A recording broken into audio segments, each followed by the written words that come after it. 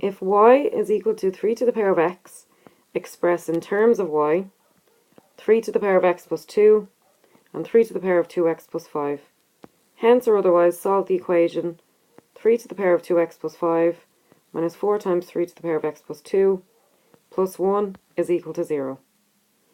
So I'm going to let y equal to 3 to the power of x, because that's what I was told in my question. And I'm going to first of all work out 3 to the power of x plus 2.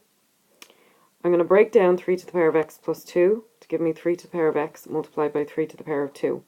What I've done here is I've used law 1 of indices, which is when we multiply powers with the same base, we add the powers, but I'm actually working this in reverse. So I'm going from a to the power of p plus q, giving me a to the power of p multiplied by a to the power of q. So I'm going to break up 3 to the power of x plus 2 to give me 3 to the power of x multiplied by 3 to the power of 2. Then 3 to the power of 2 is going to give me 9, and this is all multiplied by 3 to the power of x. And then I was told in my question that y is equal to 3 to the power of x, so I'm going to swap the 3 to the power of x for a y. Okay, so my next step is to work out 3 to the power of 2x plus 5. And I'm going to do the exact same as I did with part 1. And I'm going to break up 3 to the power of 2x plus 5 to give me 3 to the power of 2x multiplied by 3 to the power of 5. So again, I'm using law 1, but I'm using it in reverse. Now 3 to the power of 5 will give me 243. And I'm going to break up 3 to the power of 2x to give me 3 to the power of x raised to the power of 2. In this step, I'm using law 3 of indices, and I'm using it in reverse. So law 3 of indices is a to the power of p raised to the power of q gives me a to the power of p multiplied by q. So when we're raising a power to a higher power, we multiply the powers. So I'm using law number 3, but in reverse.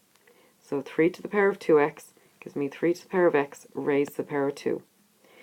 Alternatively, I could have changed 3 to the power of 2x to 3 to the power of 2 raised to the power of x, but that's not going to help me in this question because I want 3 to the power of x so that I can actually swap it for a y, because I was told that y is equal to 3 to the power of x. So 243 multiplied by 3 to the power of x raised to the power of 2 gives me 243y squared. So again, I swapped the 3 to the power of x for a y. So I've worked out part 1, I've worked out part 2, now I need to solve this equation.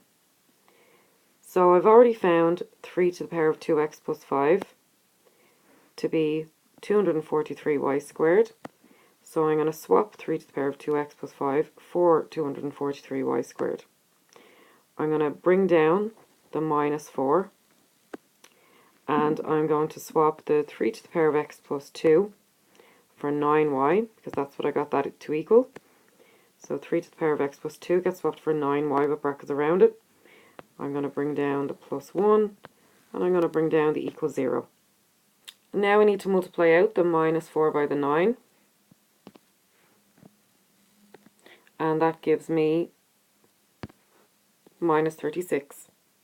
So I end up with 243y squared minus 36y plus 1 is equal to 0.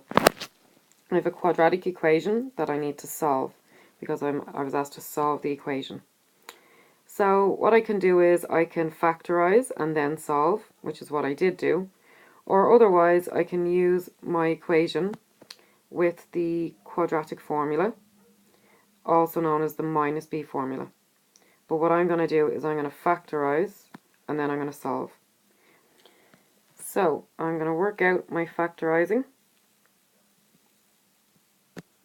So again, I have 243y squared minus 36y plus 1 is equal to 0. My coefficient of y squared is greater than 1, so I'm going to factorize by grouping. I'm going to bring down the 243y squared. I'm going to bring down the plus 1. I'm going to multiply both of those together to give me 243. I'm going to get the factors of 243, which are 1 times 243, 3 times 81, and 9 times 27.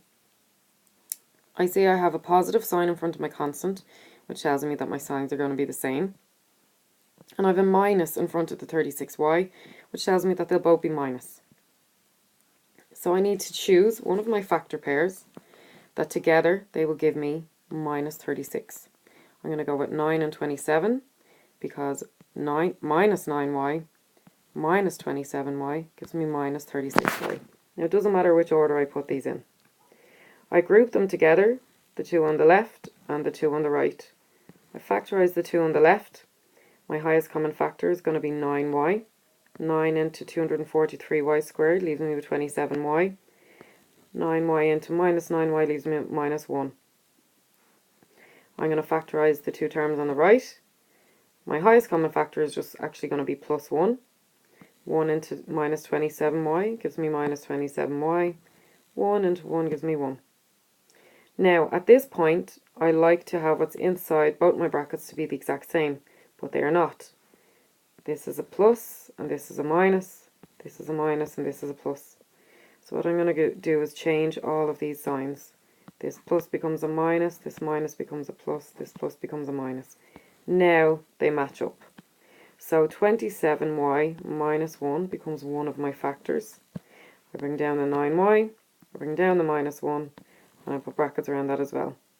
So my other factor is 9y minus 1, and 9y minus 1 multiplied by 27y minus 1 is going to be my factorized version of my quadratic.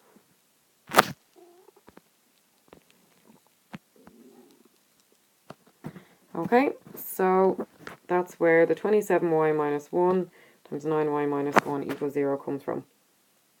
Then all I have to do is let what's inside each bracket equal to 0 and solve. So 27y minus 1 equal to 0. I'm going to add 1 to both sides, and I'm going to divide by 27, and I'm going to end up with y equals 1 over 27. And likewise, I'm going to let what's inside this set of brackets equal 0. So 9y minus 1 is equal to 0. I'm going to add 1 to both sides and divide by 9, so I get y is equal to 1 over 9. Now, I again was told in my question that y is equal to 3 to the power of x. So I'm going to swap that y for 3 to the power of x. And I'm going to rewrite this 27 as a base of 3, which will give me 3 cubed.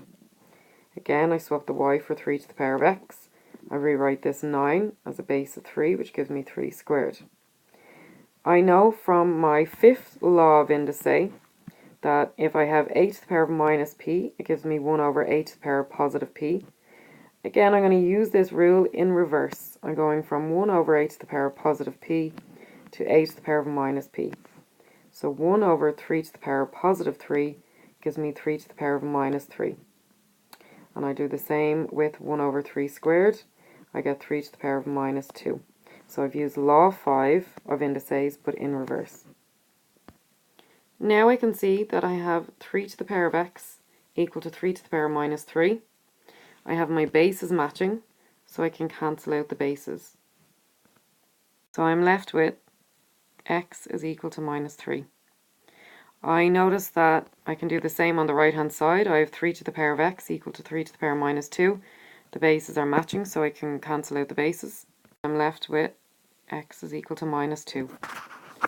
So I was asked to solve the equation 3 to the power of 2x plus 5 minus 4 times 3 to the power of x plus 2 plus 1 is equal to 0. And I got x to equal minus 3 and x to equal minus 2.